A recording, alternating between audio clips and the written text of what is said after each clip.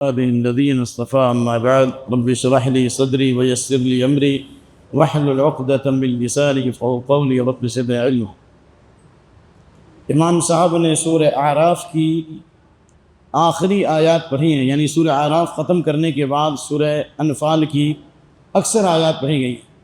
سورہ اعراف سے متعلق کل بتایا گیا اعراف کا معنی کیا ہے، ایک یہ صورت کب نازل ہوئی اور اس صورت کا مرکزی مضمون کیا ہے، اور اس صورت میں اور سورہ بقرہ اور آل عمران میں کیا فرق ہے، اور پھر شیطانوں نے دو جماعتوں کا تذکرہ کیا گیا، ایک اللہ والوں کا جن سے غلطی ہوئی لیکن توبہ اور استغفار کیا تو اللہ نے ان کا ذکر خیر کیا اور ان کے ذریعے زمین کو آباد کر دیا، اور دوسری مخلوق شیطان ابلیس جس نے غلطی کی تو اللہ نے قیامت تک اس کے اوپر لعنت کی۔ اس کے بعد اللہ تعالیٰ نے فرمایا جو متکبرین ہیں ان کا انجام کیا ہوگا۔ چنانچہ اللہ تعالیٰ نے اس سلسلے میں انبیاء کرام کی تاریخ بتائی، نوح علیہ السلام اور ان کی قوم کا واقعہ، ہود علیہ السلام اور ان کی قوم کا واقعہ، صالح علیہ السلام اور ان کی قوم ثمود کا واقعہ، شعیب علیہ السلام ان کی قوم کا واقعہ، اور پوری قوم کو اللہ نے خوشحالی اور فارغ البالی سے نوازا، اور ان انبیاء پر ایمان لانے والے تھوڑے تھے، مخالفین زیادہ تھے، تو اللہ نے کن کی حفاظت کی، کن کو نجات دی؟ انبیاء کو اور ان کے ماننے والوں کی تعداد تھوڑی تھی، اس لیے اللہ نے فرمایا اس کے بعد وَمَا وَجَدْنَا لِأَكْثَرِهِمْ مِنْ أَحَدٍ، اکثر لوگوں کو ہم نے نہیں پایا کہ انہوں نے اللہ کے عہد و پیمان کو پورا کیا ہو، اللہ کے قانون کو توڑا۔ وَإِن وَجَدْنَا أَكْثَرَهُمْ لَفَاسِقِينَ، اکثر لوگ فاسق ہیں، شریعت سے بغاوت کرتے ہیں۔ چنانچہ اللہ نے اس کے بعد فوراً موسیٰ علیہ السلام کا واقعہ بیان کیا جو آپ نے پڑھا کہ موسیٰ علیہ السلام بنی اسرائیل کی طرف رسول بنا کے آئے تھے، اور بنی اسرائیل برس کی غلامی کی زنجیروں میں جکڑے ہوئے تھے، فرعون کی غلامی میں تھے۔ اللہ رب العالمین نے ان کو فرعون کی غلامی سے نجات دی موسیٰ علیہ السلام کے ذریعے۔ جب موسیٰ علیہ السلام دعوت لے کر کے آئے اور موسیٰ علیہ السلام کو اللہ نے کئی معجزات دیے، جن میں سے لاٹھی اور ید بیضا، وہ لاٹھی جب پھینکتے تھے تو اسلحہ بن جاتا تھا، اور اپنے ان کے بغل کی سفیدی سے روشنی نمودار ہوتی۔ چنانچہ جب ان نشانیوں کو فرعون نے دیکھا تو کہا یہ تو بہت بڑا جادوگر ہے، چنانچہ اس نے پورے ملک میں اعلان کر دیا، تمام جادوگروں کو جمع کیا۔ ایک روایت کے مطابق 33,000، ایک روایت کے مطابق 11,000، اور احسن البیان وغیرہ میں ہے کہ 70,000، ہزاروں میں تھے وہ لوگ۔ تو وہ سارے جادوگر ایک طرف اور موسیٰ علیہ السلام اکیلے ایک طرف۔ تفسیر پڑھیے، تبریئ پڑھیے، قرطبی وغیرہ پڑھیے، ماشاءاللہ۔ کبھی تو کتاب کھولنے کا موقع تو ہے نہیں، کھانا ریڈی میڈ، پانی ریڈی میڈ، ہر چیز ریڈی میڈ، کتاب کھولنے کی تو توفیق ہے نہیں۔ تو دیکھیے کہ ان لوگوں نے جو کرتب دکھلایا اور اپنی لاٹھیوں کو اور اپنی رسیوں کو میدان میں پھینکا تو پورا میدان اژدہے سے بھر گیا۔ سمجھ میں آ رہا ہے نا؟ موسیٰ علیہ السلام کے دل میں ہیبت طاری ہوئی، اللہ نے کہا کہ تو لاٹھی پھینک، اللہ تعالیٰ حق کو غالب کرے گا۔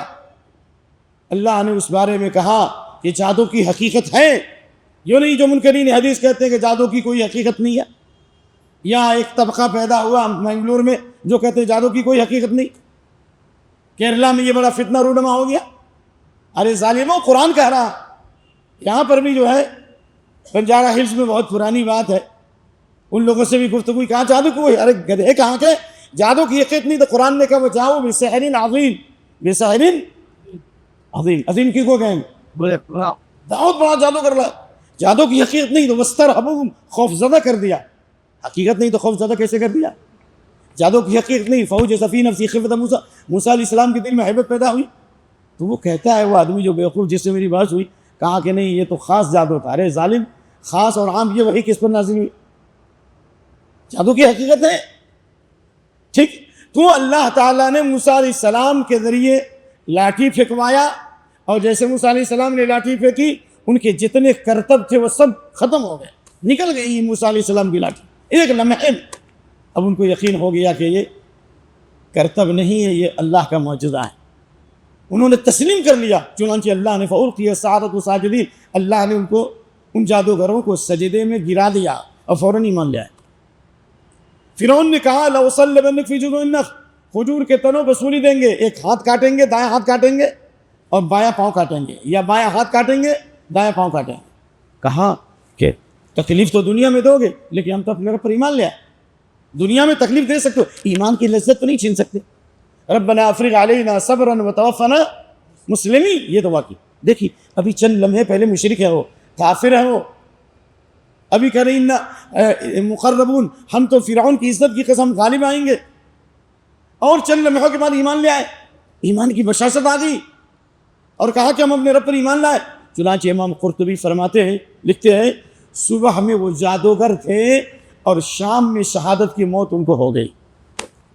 شہادت کی موت، عمل تھوڑا اور عمل قلیلا واجر کثیرا، عمل تھوڑا کیا اجر و ثواب اتنا زیادہ ہو گیا. شہادت کی موت، یا تو شہید سب چڑیے کے پیٹ میں جنت کے اندر اس کی روح ہوگی، وہ تو حدیث معلوم ہے، لیکن جو ادنا درجہ کے شہید ہے الشہداء علی بارق بباب الجنہ، جو دوسرے نمبر کا شہید ہوگا فی قبۃ خضراء سرخ لا الہ، گرین خیمہ لگتا ہے جنت کے گیٹ پر، اللہ اکبر، اور جنت سے ان کی روزی صبح و شام آتی ہے. تو اللہ نے ان کو شہادت کی موت عطا فرمائی. کیوں؟ اس لیے کہ وہ شہید کر دیے گئے، قتل کر دیے گئے ہزاروں کی تعداد میں. ایمان کو بچا لیا. ایمان قیمتی ہے یا دنیا قیمتی ہے؟ بولیے. سب کچھ لٹا کے ایمان مل گیا، سب سے بڑی بات. اور اس کے بعد پھر اللہ تعالیٰ نے، تھوڑا سنتے رہیے مختصر، کم سے کم 10 منٹ تو بولنے دیجیے گا نا، کہ نہیں 5 ہی منٹ ہوا ابھی. دوسرے اس کے بعد اللہ نے اب فرعون کے اوپر مصیبت اور بلاؤں کے سلسلہ جاری کیا. جو فرعون کی سرکشی بڑھتی رہی، فرعون کے سرداروں نے، ان کے حاشیہ برداروں نے، ان کے لیڈروں نے اعلان کیا، کیا موسیٰ کو چھوڑ دو گے؟ ان کی قوم کو چھوڑ دو گے؟ یہ زمین میں فساد پھیلاتے ہیں. حالانکہ وہ توحید کی دعوت دے رہے تھے، ایمان کی دعوت دے رہے تھے. ہر دور میں جو دہشت گرد ہوتے ہیں وہ توحید والوں کو ہی مجرم کہتے ہیں. ستاتی علی الناس صلوات الخداعات یصدق فی الکاذب ویکذب فی الصادق. دھوکے کے سال آئیں گے، فراڈ کے سال آئیں گے، جھوٹوں کو سچے ثابت کیا جائے گا، سچوں کو جھوٹے ثابت کیا جائے گا. جو امانت دار ہوں گے ان کو خائن کہیں گے، جو خیانت کرنے والے ہوں گے ان کو امانت دار کہیں گے. ذلیل خسیس آدمی لوگوں کے بارے میں بات کرے گا. تو فرعون اور کلاؤ لشکر نے کہا کہ یہ موسیٰ اور ان کی قوم کو مت چھوڑو. تو فرعون نے کہا ہم ان کے بچوں کو قتل کر دیں گے، ان کی عورتوں کو غلام بنائیں. تو کیا کہا؟ موسیٰ کی قوم نے کہا یا موسیٰ قد اوذینا من قبل ان تأتینا ومن بعد ما جئتنا. تم آئے تو بھی ہم آزمائے گئے اور آج بھی آزمائے جا رہے ہیں. موسیٰ علیہ السلام نے نصیحت کی استعینوا باللہ. یہ فرعون کا جتنا مکر و فریب، جتنی سازشیں، یہ سب ختم ہونے والی، لیکن استعینوا باللہ، اللہ سے مدد مانگو اور صبر کرو. جب اس کے اوپر بنی اسرائیل نے عمل کیا، اللہ سے مدد مانگی اور صبر کیا، جیسے کہ بعض روایات میں ربنا لا تجعلنا فتنة للقوم الظالمین ونجنا برحمتک من القوم الکافرین. مدد مانگی نا اللہ سے، ظالم قوم سے نجات دے. تو کیا ہوا آپ کو معلوم ہے؟ اللہ نے پھر بلاؤں کا سلسلہ جاری کیا. وَلَقَدْ أَخَذْنَا عَلَى فِرْعَوْنَ بِالسِّنِينَ وَنَقْصٍ مِنَ الثَّمَرَاتِ. فرعون اور اس آل فرعون سے مراد قوم فرعون. فرعون کی قوم کو اللہ نے چند عذاب میں گرفتار کیا تاکہ یہ باز آ جائیں. بڑے دھماکے سے پہلے چھوٹا دھماکہ، اللہ نے قحط سالی کا عذاب نازل کیا، بارش روک دی. ونقص، پھلوں میں کمی آ گئی، کیڑے پڑنے لگے. ونقص من الثمرات لعلهم يذكرون. اس کے بعد ورسلنا عليهم الطوفان، طوفان کا عذاب اللہ نے نازل کیا. طوفان سے مراد یا تو پانی ہی پانی ہر جگہ آ گیا، ہر جگہ پانی، کھیتیاں بہنے لگی، پانی پانی. یا بعض اہل تفسیر نے کہا موت کی کثرت، اموات کی کثرت، یہ بھی اللہ کا عذاب ہے. والجراد، ٹڈی کا عذاب، ہر جگہ ٹڈی. والقمہ، جو کا عذاب، جو کا ہے کھٹمل کا ہے، گھر میں کھٹمل، سر میں کھٹمل، کپڑے میں کھٹمل، ہر جگہ کھٹمل کھٹمل کھٹمل. والضفادع، میڈک، اور خون کا عذاب. ان کے جتنے پانی چشمے تھے سب خون سے بھر گئے. اس وقت فرعون جو ہے موسیٰ کے پاس آئے. فرعون کے پاس نہیں ہے. یا موسیٰ ادع لنا ربک بما عہد عندک. ان کو یقین تھا کہ فرعون کذاب ہے. وجحدوا بها واستيقنتها انفسهم ظلما وعلوا. موسیٰ علیہ السلام دعا کر دو اللہ سے، اگر یہ تکلیف دور کر دو گے نا تو ہم تم پر ایمان لے آئیں گے اور بنی اسرائیل کو تمہارے حوالے کر دیں گے. لیکن اللہ نے جب دور کر دیا پھر اللہ کے وعدے کو توڑا.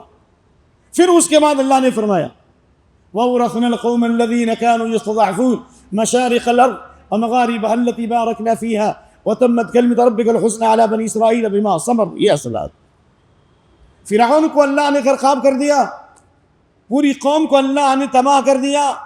بنی اسرائیل جو برس کی غلامی میں تھی، اللہ نے اس سرزمین مبارکہ سرزمین شام کے مشرق اور مغرب کا اللہ نے بادشاہ بنا دیا۔ یہاں پہ ایک جملہ بتانا معترضہ کے طور پر، یہودی 90-91 سال سے زیادہ فلسطین میں نہیں تھے، شروع سے عرب رہے، شروع میں بھی عرب رہے، بعد میں بھی عرب رہے، یہ عربوں کی سرزمین نہیں ہے۔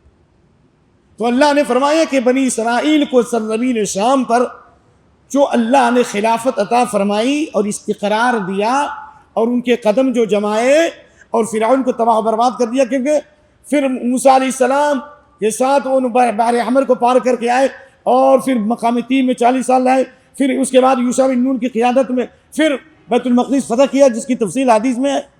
تو کہا کہ یہ بنی اسرائیل کو سرزمین شام کی جو وراثت ملی کس وجہ سے؟ بما سفر۔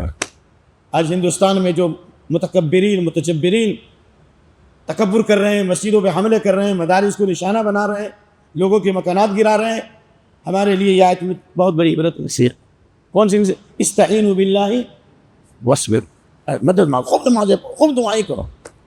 اور انشاءاللہ حافظ صاحب پڑھیں گے سورہ یونس تو پھر وہاں میں بتائیں گے، انشاءاللہ وہاں بھی بتائیں گے، یہ پوائنٹ بہت اہم پوائنٹ کہ دعاؤں جب انسان کے وسائل ختم ہو جائے اور انسان سیاسی اعتبار سے کمزور ہو، مادی اعتبار سے کمزور ہو، ایسے موقع پر سب سے بڑی مدد نماز سے آئے گی، استغفار سے آئے گی، دعاؤں سے آئے گی، اور اللہ رب العالمین ان دشمنوں کے دلوں میں خوف اور رعب طاری کر دے گا اور دعوت و تبلیغ کے ذریعے آئے گی۔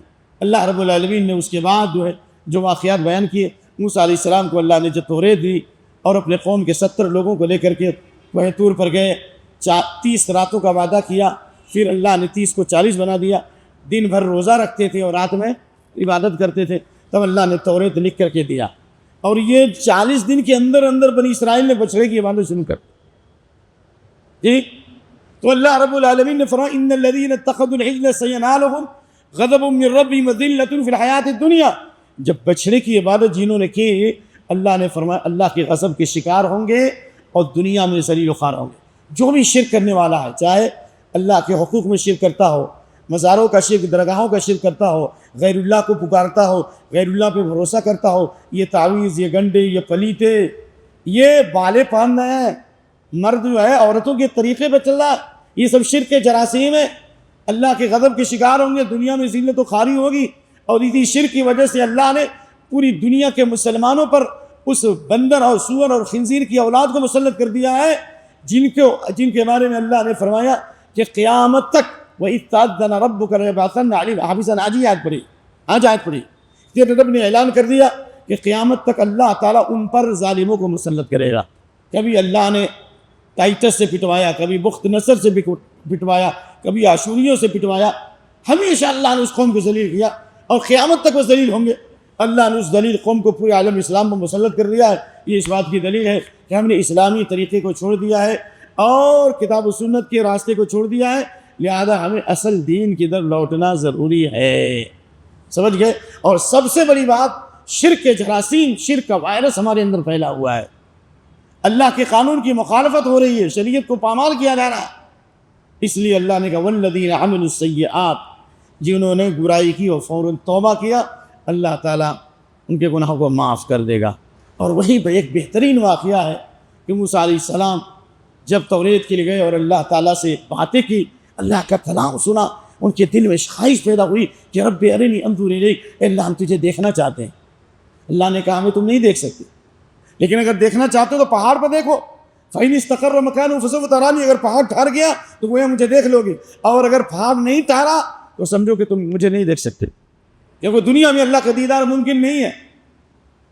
اللہ تعالیٰ نے تجلی فرمائی پہاڑ پر، پہاڑ ریزہ ریزہ ہو گیا اور موسیٰ علیہ السلام بے ہوش گر گر پڑے۔ یہاں ایک نقطہ ہے، اہل علم نے کہا پہاڑ اتنا مضبوط ہے تو ٹکڑے ٹکڑے ہو گیا، موسیٰ علیہ السلام ٹکڑے ٹکڑے نہیں ویسے بے ہوش ہوئے۔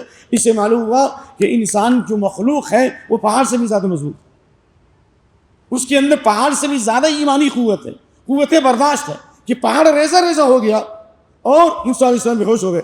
اس لیے اللہ نے کہا ہم نے اس دین کی امانت کو پہاڑوں پر، زمینوں پر، آسمانوں پر پیش کیا، لیکن کسی میں برداشت کرنے کی صلاحیت نہیں تھی، انسان نے برداشت کیا۔ لہذا موسیٰ علیہ السلام کو اللہ نے یہ جو مقام دیا، انہ کان مخلصا وکان رسول النبی، و مخلص تھے۔ اگر ہم بھی مخلص ہوں گے، ہمارے اندر بھی قوت برداشت ہوگا، ہمارے اندر بھی صبر ہوگا، اور اللہ تعالی ہماری محبت لوگوں کے دلوں میں ڈالے گا۔ خلاصہ کلام یہ ہوا کہ اللہ تعالیٰ نے موسیٰ علیہ السلام سے ہم کلامی کا شرف دیا، اور اللہ نے موسیٰ علیہ السلام کے درجات کو بلند فرمایا، اور موسیٰ علیہ السلام کی زبان پر اللہ نے جاری کر دیا جنہوں نے بھی بچڑے کی عبادت کی ہے وہ دنیا میں قتل کیے جائیں گے، اور اگر انہوں نے سچی توبہ نہیں کی تو آخرت میں ذلیل و خوار کیے جائیں گے۔ لہذا جس طرح جہاں شرک پھیل رہا ہے ہمیں شرک چھوڑو آندولن مچانا چاہیے، تعویذ توڑو آندولن، شرک چھوڑو آندولن، مسجد بھرو آندولن، یہ تحریک برپا کرنا ضروری ہے۔ میں نے محسوس کیا ہے کہ مہدی پٹنم نہیں بلکہ ٹولی چوکی سے لے کر آرام گھر تک کوئی بھی ایسا آدمی مجھے نہیں ملا جو سبزی بیچنے والا ہو، جو پھل بیچنے والا ہو، کوئی بھی ایک آدمی نہیں ملا جو روزہ رکھتا، ایک آدمی سوائے ایک آدمی اب تک کے رشت سے، وہ بھی میرے علاقے کا۔ یہ اللہ کا قسم غصہ نہیں پڑے گا، اللہ کی لعنت نہیں ہوگی اس قوم پر، اللہ کی فٹکار نہیں ہوگی؟ تو بہرحال جو بھی ہیلا بہانہ کیجیے، اسی ہیلے بہانے کی وجہ سے اللہ نے بندر سور بنائے جو ابھی آیات پڑھی۔ اللہ نے بنی اسرائیل کو کہا تھا ہفتے کے دن شکار مت کرو، کہا ٹھیک ہے ہفتے کے دن نہیں کریں گے، لیکن جمعہ کے دن وہ گڈھے کھود دیتے تھے اور ہفتے کے دن جو ہے ساری مچھلیاں وہ گڈھے میں گر جاتی تھیں۔ چنانچہ اس میں 3 فریق تھے، ایک فریق نے نصیحت کی کہ یہ غلط کام مت کرو، دوسرا فریق تسبیح 1000 دانہ کی گردش میں رہ گیا، کہا کہ ان کو روکنے کی ضرورت نہیں ہے، چلے گا اپنی عبادت۔ تیسرا فریق جو برائی کیا، اللہ نے کہا فلما نسوا ما ذکروا به انجینا الذین ینہون عن السوء، جب اللہ کا عذاب آیا تو جو برائی سے روکتے تھے اللہ نے ان کو بچا لیا، اور ظالموں کو سخت عذاب میں اللہ نے پکڑ لیا۔ جب حضرت ابن عباس اس آیت پر پہنچے زارو قطار روتے تھے کہ ہم نے بہت سارے لوگوں کو برائیوں سے نہیں روکا، شرک سے نہیں روکا، بدعت سے نہیں روکا، کہیں اللہ کا عذاب نہ آ جائے۔ شاید ابن عباس کے ہی وہ خوف تھا کہ مکہ چھوڑ کے طائف چلے گئے، وہاں پہ ان کی وفات ہوئی غالباً 768 ہجری میں، یہ خوف تھا۔ بہرحال راجح قول انشاءاللہ یہی ہے کہ جنہوں نے برائی سے روکا ان کو بھی اللہ نے بچایا، اور جو برائی سے تو نہیں روکے تھے لیکن انہوں نے کہا تھا کہ ان لوگوں کو بولا جو نصیحت کر رہے تھے کہ نصیحت کرنے کی ضرورت نہیں ہے، یہ تو تباہ ہونے والے لوگ ہیں، تو انہوں نے سمجھایا کہ نہیں، قالوا معذرۃ الی ربکم لعلہم یتقون، تاکہ ہم اپنے رب کے پاس معذرت کر سکیں اور ہو سکتا ہے کہ یہ تقوی اختیار کر لیں۔ صبح کا بھولا شام کو آ جائے تو اس کو بھولا ہوا نہیں کہتے، آپ کسی کے بارے میں نہیں کہہ سکتے کہ یہ سدھرنے والا نہیں ہے۔ خالد بن ولید 18 سال کے بعد مسلمان ہوئے، ابو سفیان جو 21 سال کے بعد مسلمان ہوئے، اسلام کے ہیرو بنے کہ نہیں بنے؟ لہذا نماز روزہ جس طرح فرض ہے اسی طرح برائی سے روکنا بھی ہم پر فرض۔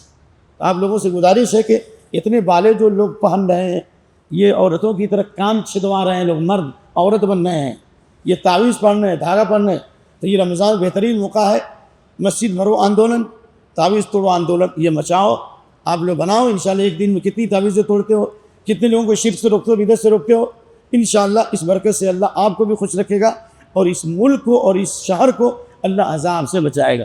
اس ملک کو اللہ کے عذاب سے کوئی نہیں بچا سکتا، بچا سکتا ہے تو اللہ ہی بچائے گا، اور بچانے کا یہی راستہ ہے دعوت یا تباہی۔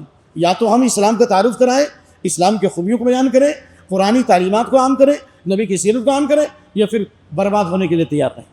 اللہ سے دعا ہے کہ اللہ ہم کو اور آپ کو ہدایت نصیب فرمائے۔ سبحانک اللہم بحمدک، واشہد ان لا الہ الا انت، واستغفرک واتوب الیک۔ السلام علیکم ورحمۃ اللہ وبرکاتہ۔